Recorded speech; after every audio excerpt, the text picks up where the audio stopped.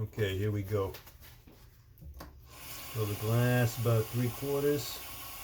Doesn't really matter, you're not going to drink it all anyway, but you want to make sure you have enough. So then you just kind of stick it in like that, see?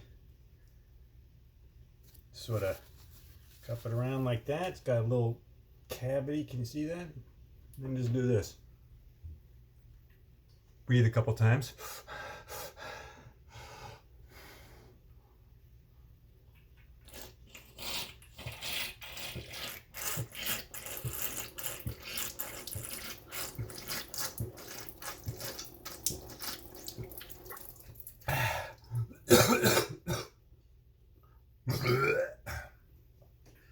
That's it.